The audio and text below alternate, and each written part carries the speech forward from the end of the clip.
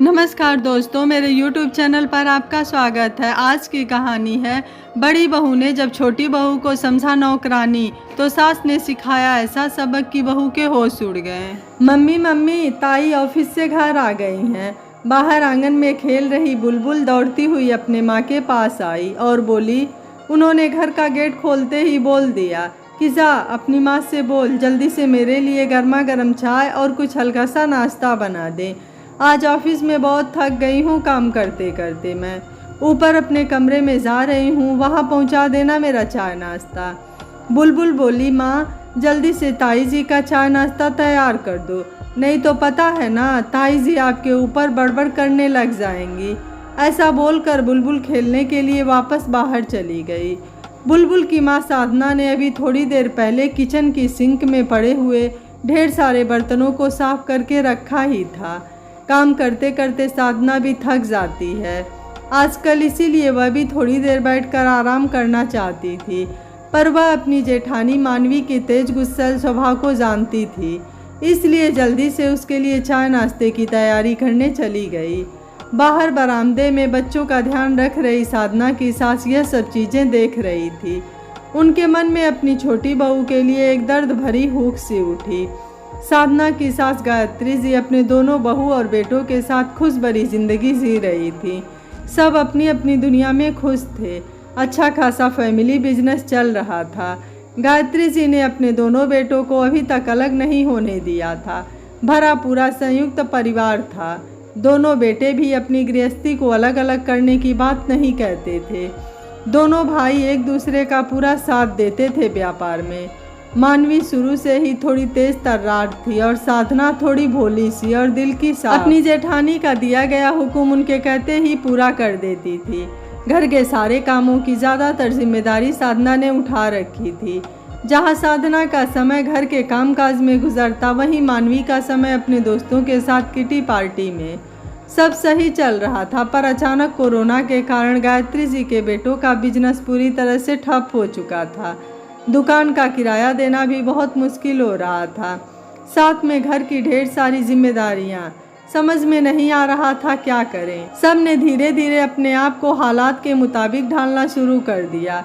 थोड़े थोड़े पैसों से घर का गुजारा करना बहुत मुश्किल हो रहा था, और जब ऐसो आराम से रहने की आदत पड़ जाती है तो सब चीज़ें और तकलीफ देने वाली हो जाती हैं।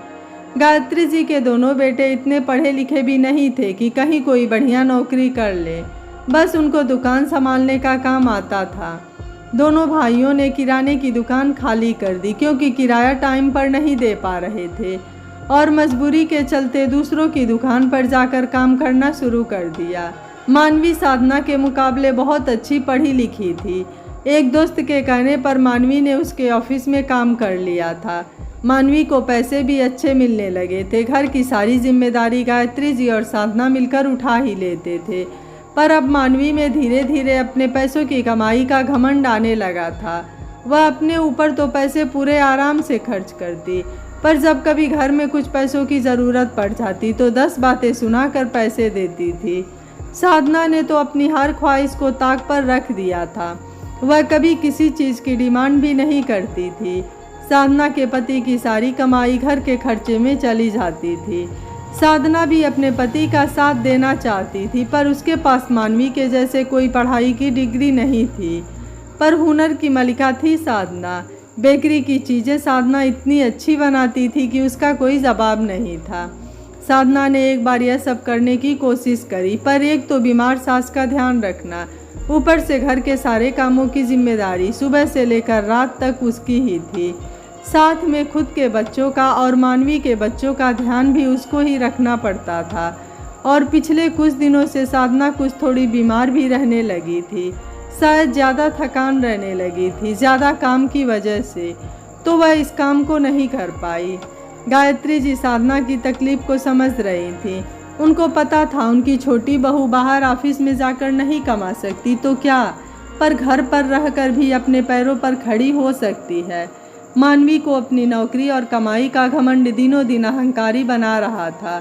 उसको लगता उसकी कमाई के बलबूते पर ही घर चल रहा है। उसने अब साधना को नौकरानी के जैसे ही समझना शुरू कर दिया था। कभी सुबह जल्दी टिफ़िन तैयार नहीं होता तो वह गुस्सा हो जाती साधना के ऊपर। कभी उसके बच्चों के मनपसंद की चीज़ नहीं बनती घर में तो साधना के ऊपर गुस्सा हो जाती। मानवी की कोई साड़ी प्रेस करी हुई नहीं मिलती तो वह साधने पर चिल्लाने लगती और कहने लगती, तुम क्या जानो बाहर जाकर नौकरी करना कितना मुश्किल है। अरे तुम लोगों को तो घर में बैठे बिठाए 4 रुपए मिल जाते हैं। तुम्हारे बच्चों की फीस भरने में कितनी मदद करती हूँ मैं तुम्हारी, पर तुम थोड़ी समझोगी यह सब। घर के इतने से काम करती हो वह भी टाइम पर नहीं कर पाती। बाहर जाकर तुम भी काम कर लोगी क्या? साधना बच्चों के सामने शर्मिंदा होकर रह जाती है। यह सब सुनकर उसको भी लगता काश उसके पास भी कोई डिग्री होती तो वह भी बाहर ऑफिस जाकर काम करती। अपनी जेठानी को कोई जवाब भी नहीं दे सकती थी क्योंकि अभी वह जेठानी जी के पैसों पर मोहताज थी। बस अब घर का सारे दिन का सिलसिला यही था। मानवी सिर्फ हुक्म देती थी और साधना को उस हुक्म को मानना पड़ता था। तभी बुलबुल विचारों में खोई हुई गायत्री जी के पास आई और बोली, लो दादी माँ पकौड़े खाओ, माँ ने सबके लिए बनाए हैं। देखो कितनी टेस्टी पकौड़े बनाए मेरी मम्मी ने। बुलबुल की खिलखिलाती हुई हंसी देखकर गायत्री जी मन ही मन सोचने लगी, इस हंसी को मैं किसी के अहंकार के नीचे दबने नहीं दूंगी। शाम को जब दोनों बेटे दुकान से घर आए तो गायत्री जी ने सबको अपने कमरे में बुलाया और कहा, कभी कभी हमें हमारे खुद के मोह पास से निकलकर कुछ सही करने के लिए कुछ फैसले लेने होते हैं। मेरी और तुम्हारे बाबूजी की हमेशा यही ख्वाहिश थी कि हमारा परिवार बंधा हुआ रहे, एक जगह रहे, एक रसोई में बना हुआ खाना खाएं, कभी घर का बंटवारा ना हो। दोनों बेटे हमेशा एक दूसरे का साया बनकर रहें। गायत्री जी के बोले बेटे, हाँ माँ, है ना हम एक दूसरे के साथ। बोलो ऐसी क्या बात हो गई? गायत्री जी ठंडी सांस लेकर बोली, बेटा जिंदगी में एक बात सीखी है, चाहे साथ रहे चाहे दूर रहे, फर्क नज़दीकियों और दूरियों का नहीं पड़ता, फर्क एक दूसरे के प्रति सम्मान और प्यार का पड़ता है। अगर रिश्तों में प्यार और सम्मान है तो रिश्ते कितने ही दूर क्यों ना हो, हमेशा एक दूसरे से जुड़े हुए रहेंगे। वहीं जब रिश्तों में प्यार और सम्मान ना हो तो चाहे रिश्ते कितने ही पास में क्यों ना रहें, उनका पास में होने से भी कोई वजूद नहीं होगा। मैं काफ़ी दिनों से देख रही हूँ मानवी बहू अब अपनी हदें भूलने लगी है। उसका घर की जिम्मेदारियों से कहीं कोई वास्ता ही नहीं रहा। साधना को तो वह एक मामूली इंसान समझने लगी है। उसको लगता है बाहर काम करने से उसका रुतबा बढ़ गया है, जबकि वह यह भूल गई है कि उसके बाहर जाकर काम करने की बुनियाद साधना के कंधों पर टिकी है। साधना ने उसके बच्चों, उसकी और उसके सारे काम की जिम्मेदारी अपने पर उठा रखी है। वह घर से बेफिक्र होकर जाती है और अपने ऑफिस की सारी जिम्मेदारियां निभा पाती हैं। उसके चैन की वजह साधना है, पर उसको तो यह सब दिखाई नहीं दे रहा। वह जब चाहे साधना का अपमान कर देती है। बस अब मैं यह सब और बर्दाश्त नहीं कर सकती। वैसे भी बेटा इस संसार का नियम है, 2 भाइयों को कभी ना कभी तो अपने अलग अलग घर करने पड़ते हैं। मैं चाहती हूँ तुम दोनों अपनी अपनी जिम्मेदारियाँ अपने अपने हिसाब से निभाओ। ज़रूरत के वक्त दोनों एक दूसरे के काम भी आओ, पर कोई एहसान जताकर नहीं। गायत्री जी ने साधना को देखते हुए कहा, कल से साधना तुम अपने पति और बच्चों के साथ घर के ऊपर वाले पोर्शन में सेट हो जाओ और बस फिर अपने घर की जिम्मेदारी निभाओ और टाइम निकाल कर अपना बेकरी का भी बिजनेस शुरू करो, उसमें मैं तुम्हारा साथ दूंगी। और मानवी तुम नीचे सेट हो ही, अब से तुम्हारी, तुम्हारे पति की, तुम्हारे बच्चों की और तुम्हारे घर के सारे कामों की जिम्मेदारी सिर्फ और सिर्फ तुम्हारी है। इनको कैसे मैनेज करना है इसको देखना तुम्हारा काम है। अब साधना का इस काम से कोई वास्ता नहीं है। गायत्री जी की बातें सुनकर जहाँ साधना खुशी से खुश हो रही थी, वहीं मानवी के समझ में नहीं आ रहा था कि वह क्या करे। उसने तो कभी घर की जिम्मेदारी अपने ऊपर डाली ही नहीं थी। उसके बच्चों को भी हमेशा साधना ने ही संभाला है। घर का काम, बच्चों का काम, ऑफिस जाना समझ में ही नहीं आ रहा था वह कैसे करेगी। काम वाली बाई भी रखेगी तो वह तो घर का काम करके चली जाएगी, पर बच्चों का क्या? ऑफिस से आएगी तो उसके लिए कौन खाना तैयार रखेगा, नाश्ता तैयार रखेगा। इतने दिनों से उसको बैठे बिठाए खाने की आदत जो पड़ गई थी। वह गायत्री जैसे बोली, अरे माँ, मुझसे जो गलती हुई मैं उसके लिए माफ़ी मांगती हूँ, पर यह बंटवारा करना ज़रूरी है क्या?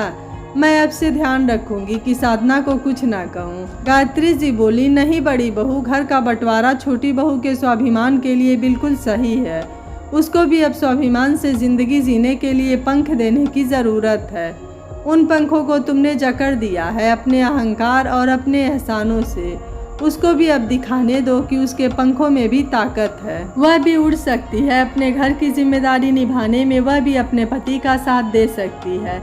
ऐसा बोलकर गायत्री जी सोने चली गईं, उस सुनहरी सुबह का इंतजार करने जिसमें उनकी छोटी बहू भी कल स्वाभिमान से अपनी ज़िंदगी जिएगी और अपने सपनों को पूरा करेगी। दोस्तों, जेठानी हो या देवरानी, जो भी बाहर काम करती है उसे यह समझना चाहिए कि घर पर कोई आपकी जिम्मेदारी उठाने वाला है, तभी आप बेफिक्री से बाहर काम कर पा रहे हो। तो उसकी भी जिम्मेदारी घर चलाने में कम नहीं है। कभी भी उसे नौकरानी का दर्जा नहीं देना चाहिए। आपको गायत्री जी का फैसला कैसा लगा, आप मुझे अपनी राय कमेंट बॉक्स में ज़रूर दीजिएगा। वीडियो पसंद आया है तो वीडियो को लाइक, शेयर एंड चैनल को सब्सक्राइब कर लीजिएगा। Thank you for watching. मिलते हैं अगली कहानी में।